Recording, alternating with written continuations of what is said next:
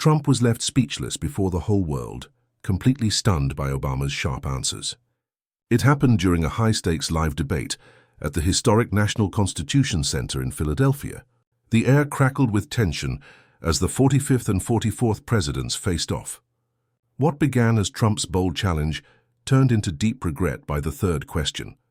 A three-question showdown that didn't just silence him, but exposed his limits in front of millions. Never considered smart. He was never considered a good senator. He was on existing conditions while his Justice Department is in court right now trying to strike down those protections. For an hour, the two men shared a stage, a perfect picture of contrast. Donald Trump was a storm of restless energy, leaning forward, cutting in with his booming voice full of pride and complaints, drawing strength from the cheers of his loyal supporters in the crowd. I'll tell you, the way she treated her. He didn't know what hit him. He's going, oh, get me off of this stage. Get me off! Barack Obama, sitting just 20 feet away, looked perfectly calm, every move confident and controlled. Leaning back in his chair, he spoke with smooth precision, each answer thoughtful, clear, and delivered with quiet power. That's on the one hand, and then on the other hand, you've got somebody who each and every day, every time he talks, proves himself unfit and unqualified for this office. The crowd held people from both sides, a tense mix ready to explode. The spark finally came when Obama ended his long, careful answer about the tough realities of foreign policy. Needed most. At a time when millions of our fellow citizens were sick and dying, we needed a leader with the character to put politics aside and do what was right. Trump, clearly restless and annoyed by the long discussion, grabbed his microphone. "You know, this is all very boring," he said, cutting off the moderator. "Too much talk, too many fancy words. No one even knows what he's saying." Then he turned toward Obama, pointing a finger. "You know, Barack, people are tired of your speeches. They want action, they want strength.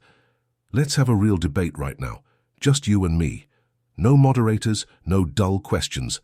Let's go." Gasps and whispers rippled through the crowd as panic hit the control room. This wasn't in the plan. Trump leaned back, grinning like he'd trapped Obama in a challenge he couldn't escape.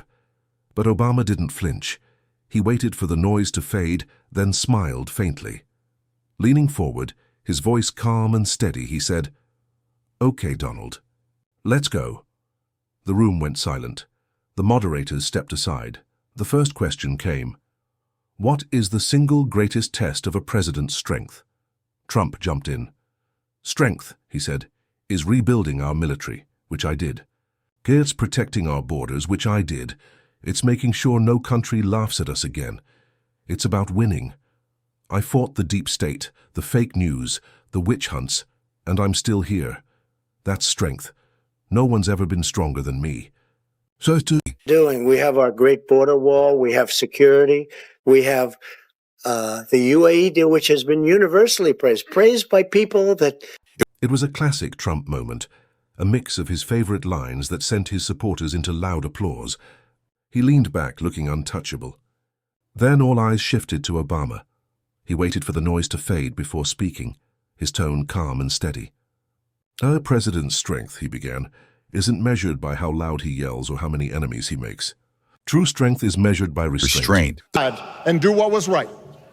At a time when our economy was reeling, we needed a leader with the determination to drive what would become the world's strongest recovery." The room fell silent, every eye fixed on the stage. The moderator, sensing the tension, asked, "What is the single most important quality of a commander-in-chief?" Trump didn't hesitate. "Toughness," he barked. "You have to be tough. You have to be a killer. You have to do whatever it takes to win." The air went still and you could hear a pin drop. Obama let the silence linger, then spoke softly but with unshakable authority. "The most essential quality in a commander-in-chief," he said, "is truthfulness." He looked straight at Trump. "Without truth, there is no trust, and without trust, there is no leadership." Trump froze, stunned into silence.